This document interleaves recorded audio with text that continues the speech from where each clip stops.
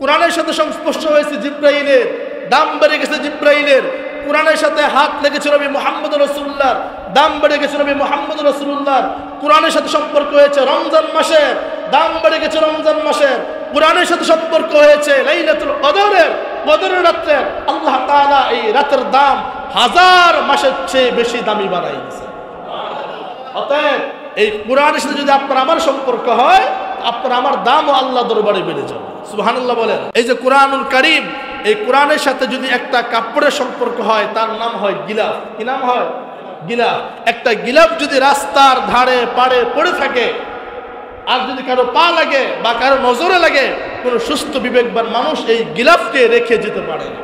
এটাকে দৌড়ে চুমু দিয়ে সসম্মানে ভালো কোনো জায়গায় রেখে দিবে। ঠিক কিনা? এই কোরআনের সাথে সম্পর্ক আছে একটা কাঠের, তার নাম হচ্ছে রেহান। এই রেহান যদি কোথাও পড়ে থাকে, কারো পা লাগে, কোনো সুস্থ বিবেকবান মানুষ এই রেহালকে লাঠি দিয়ে ফেলে দিয়ে যাবে। এই রেহালকে দৌড়ে চুমু দিয়ে মুখে লাগিয়ে, চোখে মুখে লাগিয়ে একটা সম্মানিত স্থানে রেখে দিবে। কেন? এই কাঠটা যখন মিলে পড়েছিল, কত মানুষ লাঠি দিছে, কত মানুষ লাঠি মারে আগুনে পড়ছে, কেউ সম্মান করে নাই। এই লাঠি কত কাপড়ের টুকটা পড়ে থাকে, কেউ সম্মান করে না। কত মানুষ লাঠি দিয়ে ফেলে চলে যায়, কত ঝাড়ুদাররা ঝাড়ু দিয়ে ডাস্টবিনে ফেলে দেয়, কেউ সম্মান করে না। এই লাঠের একটা কাপড়ের টুকরা সম্পর্ক যখন আল্লাহর কোরআনের সাথে হয়ে যায়, তখন তার দাম বেড়ে যায়, তার নাম হয়ে যায় গিলাফ। মিলের একটা কাঠের টুকরা সম্পর্ক যখন আল্লাহর কোরআনের সাথে হয়ে যায়, তখন তার দাম বেড়ে যায়, তার নাম হয়ে যায় রেহাল।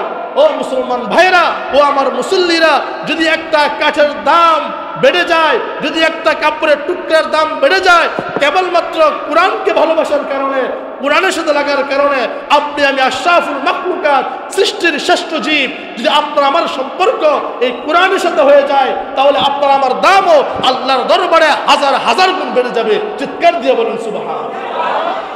আপনার আমার দামও আল্লাহর দরবারে বেড়ে যাবে। এই জন্য হাদিসে পাক নবী করিম সাল্লাল্লাহু আলাইহি ওয়াসাল্লাম বলেন, যারা কোরআনের হাফেজ হবে, কিয়ামতের ময়দানে হাফেজরা পড়তে থাকবে আর পড়তে থাকবে, লিফটের মতো ওদের সিংহাসন বাড়তে থাকবে, লিফটের মতো ওদের বিল্ডিং উপরে উঠতে থাকবে, লিফটের মতো ওদের প্রাসাদের তলাগুলো উপরে উঠতে থাকবে। কোরআনের হাফেজ যেখানে গিয়ে পড়া শেষ করবে, ওখানেই তার স্থান হবে। জোরে বলেন সুবহানাল্লাহ। আর হাদিসে নবী পাক সাল্লাল্লাহু আলাইহি ওয়াসাল্লাম বলেন, কোরআনের হাফেজের মা বাবাকে কিয়ামতের ময়দানে নূরের তাজাল্লি নামক নূরের টুপি পরানো হবে। নবী বললেন, আলী রে, তোমারে খুব বুদ্ধিমান মনে করতাম। ও আলী, আমি তো দেখছি তুমি বোকার স্বর্গে বসবাস করে। আলী হতবাক হয়ে গেলেন, বললেন, ইয়া রাসূলুল্লাহ, তাহলে মৃত্যু আমাদের কতটুকু কাছে? নবীজি বললেন, আলী, ফজর পড়েছ, যোহর পড়বা, অনেক দূরের ব্যাপার। যোহর পড়েছ, আসর পড়বা, আরো অনেক দূরের ব্যাপার। আলী, মৃত্যু তোমার কতটুকু কাছে তুমি কি জানো নাকি? মৃত্যু হলো একেবারে তোমার ফজরের নামাজ বলো, জোহর বলো, যেই নামাজই বলো না কেন, ডান দিকে সালাম ফিরাইছ, ও আলী, বাম দিকে সালাম ফিরাইবা, বলো, এই গ্যারান্টি তোমার আছে নাকি? আলী, এই গ্যারান্টি তো তোমার কাছে নাই। ফজর পড়ছো, জোহর পড়বা, অনেক দূরের ব্যাপার। আলী, ডান দিকে নামাজের ডান দিকে সালাম ফিরাইছ, তো বাম দিকে সালাম ফিরাইবা, বলো, তোমার এই গ্যারান্টি আছে নাকি? আলী, কত মানুষ দেখো না, বসার থেকে দাঁড়াইতে দাঁড়াইতে তার মৃত্যু হয়ে যায়। কত মানুষ দাঁড়িয়ে আছে, বসবে, এই বসা আর দাঁড়ানোর মাঝখানে তার মৃত্যু হয়ে যায়। কত মানুষ প্রস্তুত হয়েছে, ঘর থেকে বাহিরে বের হবে, বাজারে যাবে, ঘর থেকে বাহিরে এক পা রাখছে, এক পা ভিতরে, এক পা বাহিরে, এর মধ্যে তার মৃত্যু হয়ে যায়। কত মানুষ এমন আছে, গাড়ি থেকে নামবে, বাসায় ফিরবে, গাড়ি থেকে কেবলমাত্র নামছে, পিছন দিক থেকে আরেক গাড়ি এসে ধাক্কা দিয়ে তার 12টা বাজায় দেয়। আছে না এরকম? কত মানুষ রাতের অন্ধকারে ঘুমায়, সকালবেলা আর ঘুম থেকে উঠে। ও আলী, মৃত্যু এই যে ডান দিকে সালাম ফিরেছ, বাম দিকে সালাম ফিরেবে, এই গ্যারান্টি তোমার নাই। অতএব মৃত্যু তোমার এতটা কাছে, এজন্য নেক কাজের যদি সুযোগ পাও, জীবনের শেষ সুযোগ মনে করে এই নেক কাজটা আদায় করবা, যাতে করে নেক কাজ তোমার থেকে ছুটে না যায়। সুবহানাল্লাহ। এই যে রমজান আমাদের কাছে আসছে, কত মানুষ ছিল না ভাই? 1 বছরে অনেক মানুষ বিদায় নিয়ে চলে গেছে। আমরাও তো চলে যেতে পারতাম কিনা? যারা বলেন, কিন্তু আল্লাহ তাআলা আপনার আমার হায়াতে বরকত দিয়েছেন, বিদায় জীবিত আছে। আমরা রজব মাস যখন আসছে তখন থেকেই পড়া শুরু করছি, আল্লাহুম্মা বারিক লানা ফি রজব ওয়া শাবান ওয়া বাল্লিগনা রমাদান। হে আল্লাহ, তুমি আমাকে রজব এবং শাবান মাসের বরকত দান করো এবং আমাদের হায়াতকে রমজান পর্যন্ত পৌঁছায় দাও। ঠিক কিনা প্রিয় ভাইয়েরা? এই তো আমরা করছি। ইতিহাস খুঁজলে দেখা যায় আল্লাহ রসুল সাল্লাল্লাহু আলাইহি সাল্লামের জামানায় রমজান আসার 6 মাস আগ থেকেই নবীকে জিজ্ঞেস করতে, ইয়া রাসূলুল্লাহ, রমজান আর কতদিন বাকি? বলে অনেক দেরি, 6 মাস। এত আগে জেনে কি করবা? প্রস্তুতি নিব। কি নিব? প্রস্তুতি। সুবহানাল্লাহ বলবেন না? আর রমজান চলে গেলে বাকি 6 মাস সাহাবারা কি করতেন? রমজানের যে ইবাদতগুলো তারা করতেন, রমজানের এই ইবাদতগুলো তারা বাকি 6 মাস বজায় রাখার চেষ্টা করতেন। অর্থাৎ 1 মাস যে ডিসিপ্লিনে ছিলেন, 5 ওয়াক্ত নামাজ, কোরআন তেলাওয়াত, নফল ইবাদত, জিকির আজকার আছে না, এই যে একটা টাইম মেনটেন করে চলা, এটা বাকি 6 মাস তারা রাখার চেষ্টা করতেন। কারণ রমজান মাসটা হচ্ছে বরকতপূর্ণ মাস, রমজান মাসটা হচ্ছে রহমতের মাস, রমজান মাসটা হচ্ছে ইবাদতের মাস। আর এই মাসটা এমন একটি মাস, আল্লাহ তাআলা এই মাসে এত বরকত রাখছেন। হাদিসে পাক নবী করিম সাল্লাল্লাহু আলাইহি সাল্লাম বলেন, রমজান মাসে যদি কেউ একটা নফল ইবাদত করে তো আল্লাহ তাআলা বান্দার আমলনামায় একটা ফরজ ইবাদতের সমান সওয়াব দান করেন। আর রমজানে যদি কেউ একটা ফরজ ইবাদত পালন করে তো রমজানের বাহিরে আল্লাহ তাআলা বান্দার আমলনামায় 70টি ফরজ ইবাদত করার সওয়াব দান করেন। অর্থাৎ এখন তো রমজান আসে নাই, রমজান আসতে মাত্র বোধহয় আর কয়েক ঘন্টা বাকি, না 48 ঘন্টা বাকি সম্ভবত, তাই না? এই মাস তো শেষ, ফেব্রুয়ারি শেষ না? মার্চের 2 তারিখে হয়তো রোজা, মার্চের 2 তারিখে সম্ভবত রোজা ক্যালেন্ডার অনুযায়ী, বাকি চাঁদ দেখার উপর নির্ভরশীল। এই যে রমজান মাস এতটা ফজিলতপূর্ণ, যদি আপনি এখন যারা নামাজে আসছেন, জুমার নামাজ ওয়াজিব বলেন, ফরজ বলেন, আদায় করতে আসছি না, আপনি এখন যদি ফরজ নামাজ পড়েন তো আপনার আমল নামে একটা ফরজের সওয়াব হবে। এখন যদি আপনি একটা নফল ইবাদত করেন, এই যে এখন সুবহানাল্লাহ বলছেন, একটা নফল ইবাদতের সওয়াব আপনার আমল নামায় লেখা হয়ে গেছে। তো আপনার আমল নামায় একটাই নফল ইবাদতের সওয়াব হবে। যদি এখন রমজান মাস হতো তাহলে কি হতো শোনেন, এই যে সুবহানাল্লাহ বলছেন, আপনি একবার সুবহানাল্লাহ বলছেন, আপনার আমল নামায় 70 বার সুবহানাল্লাহ সওয়াব আল্লাহ তাআলা লিখে দেবেন। আপনি এই যে এখন একটা ফরজ পড়লেন, আপনার আমল নামায় আল্লাহ তাআলা 70টা ফরজের সওয়াব দান করবেন। একবার নফল পড়লে এই নফলটা কেমন যেন নফল না, এটা ফরজের সমান সওয়াব আল্লাহ তাআলা দিয়ে দিবেন। তাহলে রমজানে 1 এ 70, একে কত? জোরে বলেন। 1 এ 70, এটা দ্বিগুণ হয়। কি হয়? এজন্য উলামায়ে কেরাম বলেন, রমজানের বাইরে যদি কেউ ইবাদত করে তো আল্লাহ তাআলা তার সওয়াব দেন গণিতিক হারে। কি হারে? গণিতিক হারে। এটা 1 থেকে 10, 10 থেকে 700 হয়। আর রমজানে যদি কেউ ইবাদত করে তো আল্লাহ তাআলা তার আমলনামায় সওয়াব দেন জ্যামিতিক হারে। যারা ছাত্র তারা বুঝবে, জ্যামিতিকের সংখ্যা কত কারো জানা নাই, এটা শুধু বাড়ে, শুধু বাড়তে থাকে। বলে রমজানের সওয়াব এমন, এটা আল্লাহ তাআলা নিজের হাতে বান্দাদেরকে দিয়ে দেন। আর আল্লাহর যত খুশি তত দেন। আল্লাহর দরবারে তো শেষ নাই। আল্লাহ যত বড় তার মন তত বড়, আল্লাহ যত উদার তার মন তত উদার। এজন্য রমজানে কেউ যদি আল্লাহর দরবারে একটা সেজদা দেয় তো আল্লাহ খুশি হয়ে বান্দার তামাম জিন্দেগির গুনাহ মাফ করে দেন। হাদিসে পাকে নবী করিম সাল্লাল্লাহু আলাইহি ওয়াসাল্লাম ফরমান, মান সামা রমাদান ঈমানান ওয়া ইহতিসাবা গুফিরা লাহু মা তাকদ্দামা মিন যামবিহি। নবী করিম সাল্লাল্লাহু আলাইহি ওয়াসাল্লাম বলেন, যদি কেউ ঈমানের সাথে, ইয়াকিনের সাথে, বিশ্বাসের সাথে রমজান মাসে রোজা রাখে আর রাত্রে তারাবির নামাজ পড়ে, মান সামা রমাদানা ঈমানান ওয়া ইহতিসাবা, রমজান মাসে সওয়াবের নিয়তে, নেক নিয়ত নিয়ে যদি কেউ 30টা রোজা রাখে, 30 দিন তারাবির নামাজ পড়ে তো আল্লাহ তাআলা বান্দার আমলনামা থেকে তামাম জিন্দেগির গুনাহগুলো মাফ করে দেন। জোরে বলেন সুবহানাল্লাহ। গুফিরা লাহু মা তাকদ্দামা মিন যামবি, তার জীবন থেকে সমস্ত গুনাহ আল্লাহ মাফ করে দেয়। সুবর্ণ সুযোগ না? এখানে যারা আমরা উপস্থিত আছি শত শত মানুষ, বলেন তো আমাদের জীবনে গুনাহ নাই এমন কোনো মানুষ কি এখানে আছেন? আমাদের সবারই জীবনে গুনাহ আছে, কম হোক চাই বেশি হোক, বেশ হোক কম হোক, গুনাহ ছাড়া কেউ আমরা কেউ নিষ্পাপ না, সবাই আমরা গুনাহগার, সবাই আমরা গুনাহগার। এবার বলেন, এই রমজান পাওয়ার পরে রমজানের কদর যারা করে, সঠিকভাবে রোজা যারা রাখে, সঠিকভাবে তারাবির নামাজ যারা আদায় করে, রমজানের চাঁদ ডুবতে দেরি, শাওয়ালের চাঁদ উঠতে দেরি, আল্লাহ তাআলা এই বান্দাকে একেবারে নিষ্পাপ বেগুনাহ মাসুম বানাইয়া আল্লাহ এই বান্দাকে জান্নাতি প্রাপ্ত বান্দা বানায় দেয়।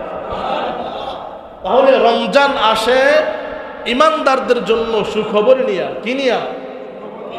রমজান আসে ইমানদারদের জন্য সুখবর নিয়া। এক হাদিসে আল্লাহ রাসূল সাল্লাল্লাহু আলাইহি ওয়াসাল্লাম বলেন, রমজান যখন আসে, রমজানের চাঁদ উঠার সাথে সাথে আসমান থেকে সমস্ত ফেরেশতারা জমিনে নেমে আসে। ফেরেশতারা এসে বলে, ও বান্দারা শোনো শোনো, যারা নেক কাজ করতেছো নেক কাজ চালিয়ে যাও, বন্ধ রেখো না। তোমার নেক কাজ এটা আল্লাহ তাআলা দ্বিগুণ করে দিবেন। কিয়ামতের ময়দানে তোমার নেক কাজ বহুত পাহাড় পরিমাণ হবে, তুমি ভাবতেও পারবে না। আবার আরেক দলে ফেরেশতা ডাক দিয়ে বলেন, হে পাপীরা, হে পাপিষ্ঠ বান্দারা, হে গুনাহগার বেনামাজি বান্দারা, থেমে যাও, অবসর হয়ে যাও। আর কত পাপ করবা, আর কত গুনাহ করবা, আর কত নামাজ ছাড়বা, আর কত রোজা ভাঙবা? খামোশ হয়ে যাও, অবসর হয়ে যাও, আর সামনে বেরো না, আর সামনে বেরো না। সামনে রমজান চলে আসছে, দেখো একটু ইবাদত করতে পারো কিনা, দেখো রোজা রাখতে পারো কিনা, দেখো কোরআন তেলাওয়াত করতে পারো কিনা, দেখো না রাতের বেলায় কিয়ামুল লাইল তাহাজ্জুদ পড়তে পারো কিনা, দেখো তারাবির নামাজটা সঠিকভাবে আদায় করতে পারো কিনা, দেখো না তোমার একটা সিজদা আল্লাহর দরবারে কবুল হয় কিনা। যদি হয় তো আল্লাহ তোমার তামাম জিন্দেগির গুনাহ মাফ করবে। আসমান থেকে ফেরেশতারা প্রতিনিয়ত এই কথাগুলো আপনাকে আমাকে বলে। আরেক হাদিসে আসছে, মুহাম্মদ রাসূলুল্লাহ সাল্লাল্লাহু আলাইহি ওয়াসাল্লাম মসজিদে নববীতে বয়ান করার জন্য মেহরাবে উঠতেছেন, মিম্বারে উঠতেছেন। নবীজি প্রথম সিঁড়িতে পা রাখলেন, নবীজি বললেন আমিন। দ্বিতীয় সিঁড়িতে পা রাখলেন, নবীজি বললেন আমিন। নবীজি তৃতীয় সিঁড়িতে পা রাখলেন, নবীজি বললেন আমিন। সাহাবীরা হতবাক, নবীজি আমিন তো আগে কোনোদিন এভাবে বলে নাই। মিম্বারে কত উঠছে, কত বয়ান করছে, কত বসছে, কত আলোচনা করছে, নবীজি কোনোদিন আমিন তো বলে নাই। আজকে আমিন বলার কারণ কি?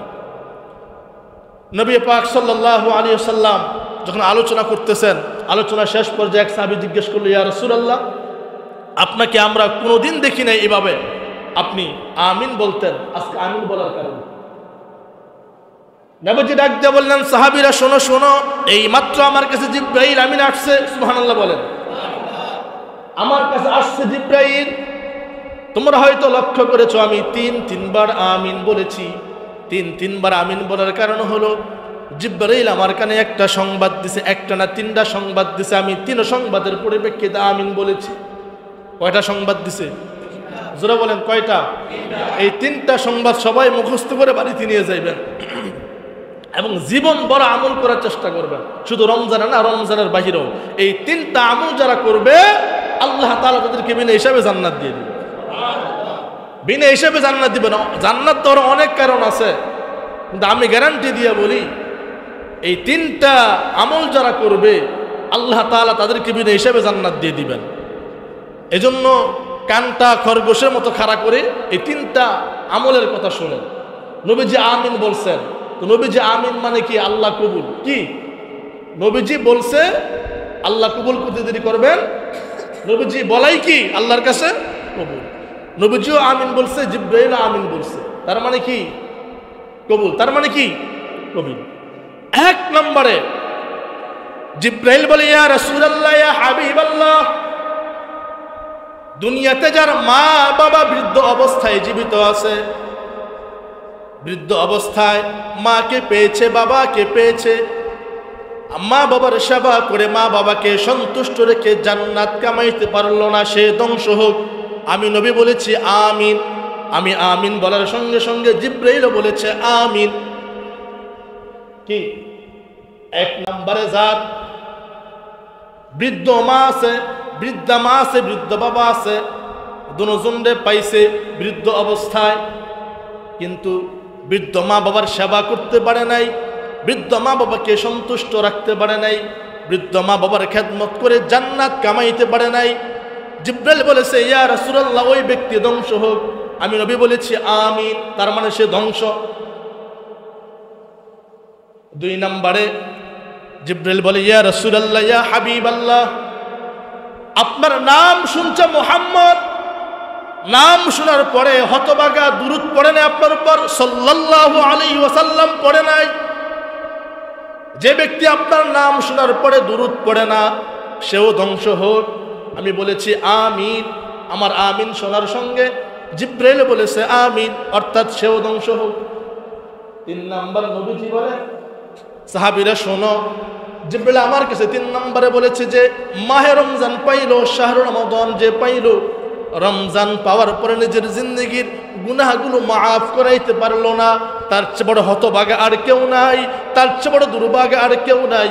এই আসমানের নিচে জমিনের উপরে সে সবচেয়ে বড় দুর্ভাগা। ইয়া রাসূলুল্লাহ, ইয়া হাবিবাল্লাহ, আমি জিব্রাইল দোয়া করতেছি সেও ধ্বংস হোক। নবীজি বলেন, জিব্রাইলের দোয়া শুনে আমি বলেছি আমিন, অর্থাৎ সেও ধ্বংস হোক। কি বুঝলেন? সহিহ বুখারী শরীফের হাদিস, মুসলিম শরীফের হাদিস, এই হাদিস না কোনো ভেজাল নাই। এই হাদিসের ব্যাপারে সবাই একমত, সমস্ত উলামায়ে কেরাম একমত, সমস্ত ইমামরা একমত, সমস্ত মুহাদ্দিসিনে কেরাম একমত, সমস্ত ফুকাহাবিদরা একমত, সমস্ত উলামারা একমত এই হাদিসের ব্যাপারে। 1 নম্বরে যে বৃদ্ধ মা বাবা পাইছে, সেবা করে নাই, খেদমত করে নাই, মা বাবার মনকে সন্তুষ্ট করতে পারে নাই, নবীজি বলেন সে ধ্বংস। সে কি ধ্বংস? মা বাবার হায়াতে যে খেদমত করার সুযোগ পায়, আল্লাহ বলেন আমি মায়ের পায়ের নিচে জান্নাতকে বিছাই দিছি। সুবহানাল্লাহ। তো মায়ের সেবা করছো, মা দোয়া করছে, বিনিময়ে আল্লাহ জান্নাত দিয়ে দিবে।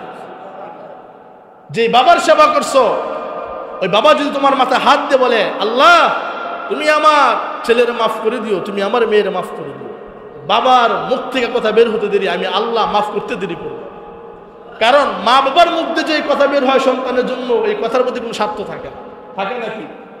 নিঃস্বার্থভাবে। এই যে আমরা আমাদের সন্তানকে লালন পালন করি, এখন তো বাবা হয়েছি বুঝি, আগে বুঝতাম না। যদি আমার ছেলে আমার নাও খাওয়ায়, আমার যদি নাও পড়ায়, যদি আমার ভাত কাপড় নাও দেয়, ধরেন দিবে না আমার ছেলে, তাই বলে কি আমি আমার ছেলের ফালাই দিব? পৃথিবীর কোনো মা বাবা সন্তানদের ফালাই দেয় না ভাই।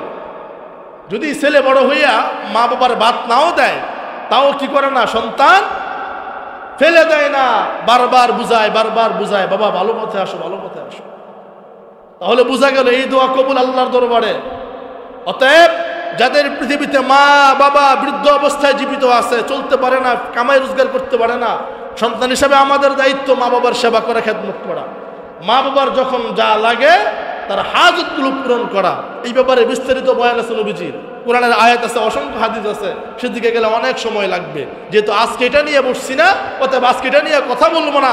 অতএব এতটুকু টাচ দিয়ে যাই, প্রিয় ভাইরা, যাদের মা আছে বাবা আছে, অনুরোধ রাখবো মা বাবার মনে কষ্ট দিয়ে না। যদি কষ্ট দেন, আপনার কপালে জাহান্নাম, এটা কেউ মুছতে পারে না। যদি আপনার কপালে জাহান্নাম লিপিবদ্ধ হয়ে যায়, মায়ের মনে কষ্ট দিছেন, বাবার মনে কষ্ট দিছেন, যদি পারেন আজকেই মায়ের কাছে বাবার কাছে গোপনে মাফ চাইবেন, ক্ষমা চাইবেন।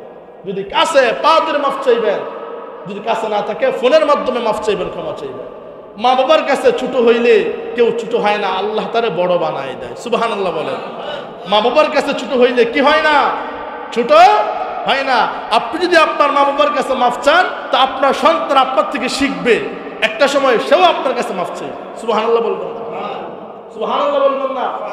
এজন্য যাদের ঘরে ছোট্ট ছোট্ট ছেলে মেয়ে আছে, তাদের সামনে আপনি আপনার মা বাবারে সেবা খেদমত করবেন, উজুর পানি দিবেন, গোসলের পানি দিবেন, প্রয়োজনে খাবার খাইয়ে দিবেন, প্রয়োজনে মাকে সান্ত্বনা দিবেন, মায়ের মাথায় হাত বুলাইবেন, বাবার মাথায় হাত বুলাইবেন।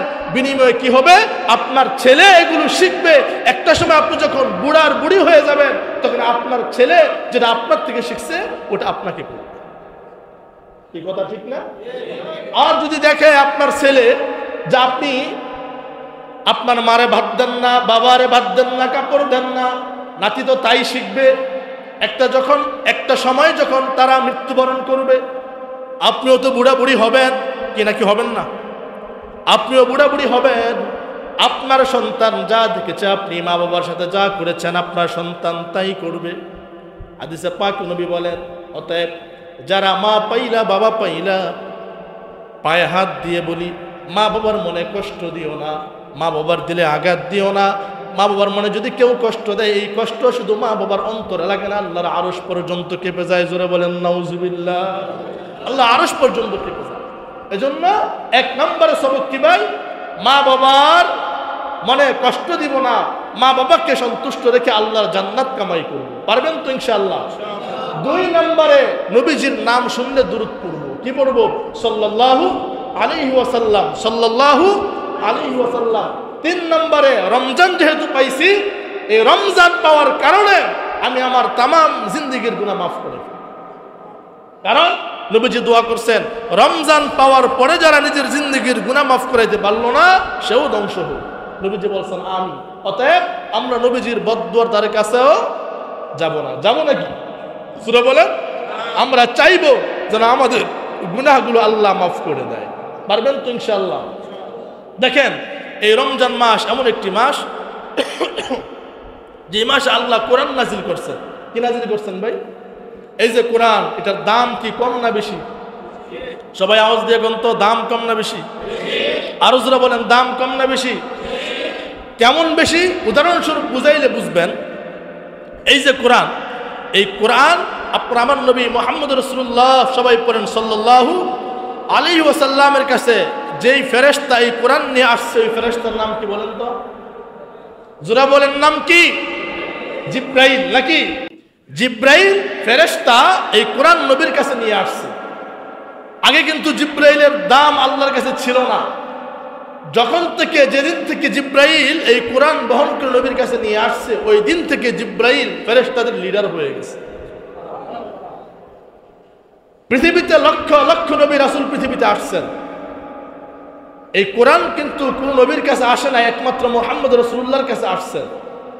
এই কোরআন যে নবী পাইছে, ওই নবীর দাম আল্লাহ সমস্ত নবীদের থেকে বাড়াই দিয়েছেন। এবং এই কোরআন যে মাসে নাজিল হয়েছে, এটা হলো রমজান মাস। 12 মাসের তুলনায় বলেন তো রমজান মাসের দাম বেশি না কম? আরো জোরে বলেন, কম না বেশি? অতএব শুধুমাত্র কোরআন এই মাসে নাজিল হওয়ার কারণে আল্লাহ তাআলা এই মাসের দাম আল্লাহ দরবারে বাড়াই দিয়েছেন। এবং এই কোরআন যে রাত্রে নাজিল হয়েছে, লাইলাতুল কদর, এই কদর রাতের দাম আল্লাহ তাআলা বাড়াই দিয়েছেন। অতএব বোঝা গেল, কোরআনের সাথে সংস্পর্শ হয়েছে জিব্রাইলের, দাম বেড়ে গেছে জিব্রাইলের। কোরআনের সাথে হাত লেগেছে নবী মুহাম্মদ রাসূলুল্লাহর, দাম বেড়ে গেছে নবী মুহাম্মদ রাসূলুল্লাহর। কোরআনের সাথে সম্পর্ক হয়েছে রমজান মাসের, দাম বেড়ে গেছে রমজান মাসের। কোরআনের সাথে সম্পর্ক হয়েছে লাইলাতুল কদরের, কদরের রাতের। আল্লাহ তাআলা এই রাতের দাম 1000 মাসের চেয়ে বেশি দামি বানাই দিয়েছে। অতএব এই কোরআনের সাথে যদি আপনার আমার সম্পর্ক হয়, আপনার আমার দামও আল্লাহ দরবারে বেড়ে যাবে। সুবহানাল্লাহ বলেন। এই যে কোরআন মাস, এই যে কোরআনুল কারীম, এই কোরআনের সাথে যদি একটা কাপড়ের সম্পর্ক হয়, তার নাম হয় গিলাফ। কি নাম হয়? গিলাফ। একটা গিলাফ যদি রাস্তার ধারে পাড়ে পড়ে থাকে, আর যদি কারো পা লাগে বা কারো নজরে লাগে, কোনো সুস্থ বিবেকবান মানুষ এই গিলাফকে রেখে যেতে পারে না। এটাকে দৌড়ে চুমু দিয়ে সম্মানে ভালো কোনো জায়গায় রেখে দিবে। ঠিক কিনা? এই কোরআনের সাথে সম্পর্ক আছে একটা কাঠের, তার নাম হচ্ছে রেহাল। এই রেহাল যদি কোথাও পড়ে থাকে, কারো পা লাগে, কোনো সুস্থ বিবেকবান মানুষ এই রেহালকে লাঠি দিয়ে ফেলে দিয়ে যাবে। এই রেহালকে দৌড়ে চুমু দিয়ে মুখে লাগিয়ে, চোখে মুখে লাগিয়ে একটা সম্মানিত স্থানে রেখে দিবে। কেন? এই কাঠটা যখন মিলে পড়েছিল, কত মানুষ লাঠি দিছে, কত মানুষ লাঠি মারে আগুনে পড়ছে, কেউ সম্মান করে নাই।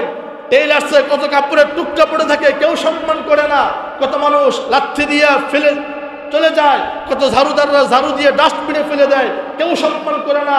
টেইলার্সের একটা কাপড়ের টুকরা সম্পর্ক যখন আল্লাহর কোরআনের সাথে হয়ে যায়, তখন তার দাম বেড়ে যায়, তার নাম হয়ে যায় গিলাফ।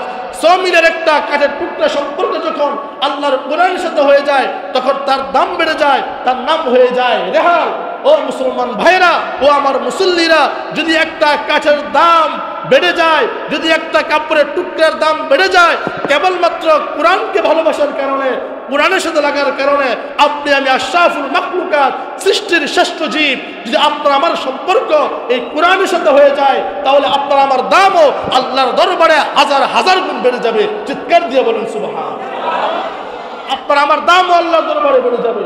এই জন্য হাদিসে পাক নবী করিম সাল্লাল্লাহু আলাইহি ওয়াসাল্লাম বলেন, যারা কোরআনের হাফেজ হবে কিয়ামতের ময়দানে হাফেজরা পড়তে থাকবে আর পড়তে থাকবে, লিফটের মতো ওদের সিংহাসন বাড়তে থাকবে, লিফটের মতো ওদের বিল্ডিং উপরে উঠতে থাকবে, লিফটের মতো ওদের প্রাসাদের তলাগুলো উপরে উঠতে থাকবে। কোরআনের হাফেজ যেখানে গিয়ে পড়া শেষ করবে ওখানেই তার স্থান হবে। জোরে বলেন সুবহানাল্লাহ। আর হাদিসে নবী পাক সাল্লাল্লাহু আলাইহি ওয়াসাল্লাম বলেন, কোরআনের হাফেজের মা বাবাকে কিয়ামতের ময়দানে নূরের তাজাল্লি নামক নূরের টুপি পরানো হবে। কোরআনের হাফেজের মা বাবা বলে, আর কিচ্ছু না, তেমন কোনো ব্যক্তি না, কেবলমাত্র কি কোরআনের হাফেজের মা বাবা বলে। তাহলে যেটা বলতেছিলাম মুহতারাম হাজরিন, যে রমজান মাস আসতেছে, এই মাসে কোরআন নাজিল হয়েছে। কি নাজিল হয়েছে? কোরআন নাজিল হয়েছে। অতএব রমজান মাস যেহেতু কোরআন নাজিলের মাস, আপনাকে আমাকে কি করতে হবে? এই মাসে বেশি থেকে বেশি কোরআন তেলাওয়াত করতে হবে। কারা কারা পারবেন দুটো হাত আমার আল্লাহকে দেখেন। নারে তাকবীর, নারে তাকবীর। আল কোরআনের আলো, আল কোরআনের আলো। হাত নামান। মুহতারাম হাজিরিন, কোরআনের মাসে কোরআন বেশি বেশি তেলাওয়াত করা। আমরা নিজেরা কোরআন পড়ব, আমার বিবিকে কোরআন তেলাওয়াত করতে পড়ব, আমার সন্তান, আমার ছেলে মেয়ে নাতিপুতি যারা আছে, আমার ঘরে যারা বসবাস করে সবাইকে বেশি বেশি কোরআন তেলাওয়াত করতে বলবো ইনশাআল্লাহ। পারবেন তো? এই কোরআন যেই ঘরে তেলাওয়াত হবে ওই ঘরে আল্লাহর রহমত নাজিল হবে। এই কোরআন যেই ঘরে পাঠ করা হবে ওই ঘর থেকে অভাবগুলো দূর হয়ে যাবে। এই কোরআন যেই ঘরে তেলাওয়াত করা হবে ওই ঘরে আল্লাহর রহমত আর সাকিনা অনবরত নাজিল হবে। সুবহানাল্লাহ। অতএব আমরা এই কোরআনকে বেশি বেশি তেলাওয়াত করব। হাদিসে আজকে সকালে আমি পড়েছি, বুখারী শরীফের হাদিস। নবী আলাইহিস সালাম বলেন, রমজান মাসে আমি আর জিব্রাইল দাওয়ার করতাম। দাওয়ার মানে হেফজখানা ছাত্ররা বুঝবে, এটা আপনারা বুঝবেন না। হেফজখানায় প্রত্যেক বৃহস্পতিবার দাওয়ার হয়, অর্থাৎ সে এক থেকে যত পারা পড়ছে মুখস্থ করছে, শুধুমাত্র বৃহস্পতিবার আসলেই, ধরেন একটা ছাত্র 16 পারা হেফজ করছে, 1 থেকে 16 পারা পর্যন্ত। বৃহস্পতিবার আসলে বৃহস্পতিবার সকাল থেকে সন্ধ্যা পর্যন্ত, অথবা শুক্রবার ফজরের নামাজ রাত পর্যন্ত, এমন মাদ্রাসাতে সারা রাত পড়ে তারা দাওয়ার করে, 2টা হাফেজ বসে দাওয়ার করে, একজন আরেকজনকে পুরা 16 পারা শোনায়। অর্থাৎ একজন হাফেজ আরেকজন হাফেজকে পুরাটা শোনায়, এর শেষ হইলে পরে সে শোনায়, এক পারা করে শোনায়। নবীজি বলেন, প্রত্যেক রমজানে আমি আর জিব্রাইল এই কোরআনকে দাওয়ার করতাম, অর্থাৎ আমি জিব্রাইলকে কোরআন তেলাওয়াত করে শোনাইতাম আর জিব্রাইল আমাকে কোরআন তেলাওয়াত করে শোনাইতাম প্রত্যেক রাত্রে। নবীজি যেই বছর মারা যাবেন ওই বছর জিব্রাইলকে কোরআন 2 বার করে শোনাইছে। কতবার? বলেন কতবার? নবীজি বিছনায় শায়িত, জীবন সায়ান্ন অবস্থায়, জীবন যায় যায় অবস্থা, এমন অবস্থা নবীজির জবান থেকে কোরআন তেলাওয়াত মিস হয় না। কিন্তু আমরা তো কোরআনটা ভুলেও ধরি না। ধরি আমরা? আমাদের ঘরের যে টিভিটা আছে এই টিভিটা খুব সুন্দর চকচক ঝকঝক করে, এটাকে যখন রিমোট দিয়ে ছাড়ি তখন পর্দাটা নিচে নামাই, টিভি দেখা শেষ, এরপরে পর্দা দিয়ে আবৃত করে রাখি যাতে কোনো ময়লা টিভির গায়ে না লাগে, তাই না? এরপরে প্রত্যেক সপ্তাহে 2 দিন আমাদের বেগম যারা আছেন, বেগম সাহেবারা ভালো একটা রুমাল দিয়ে টিভির গ্লাসটা সুন্দর করে মুছে, কোনো ফাঁক ফুকরা ময়লা থাকলে ফু দিয়ে ব্রাশ দিয়ে পরিষ্কার করে। কিন্তু আল্লাহর কোরআন দিনের পর দিন, রাতের পর রাত, সপ্তাহের পর সপ্তাহ, মাসের পর মাস, বছর পর বছর পড়ে আছে, কোনো তাকে কোনো আলমারির উপরে ময়লা পড়তেছে, ময়লার স্তূপ হয়ে যাচ্ছে। এই কোরআনকে যখন যেদিন ধরে দেখা যায় ময়লায় আবৃত হয়ে মাকড়সায় বাসা বাঁধাইছে, তেলাপোকায় আজ্ঞা দিছে, হয় না এরকম? এরপরে জোরে থাপ্পড় দিয়ে এটা পরিষ্কার করে, নাউজুবিল্লাহ। কোরআন ধরার সময় আপনার আমার হয় না।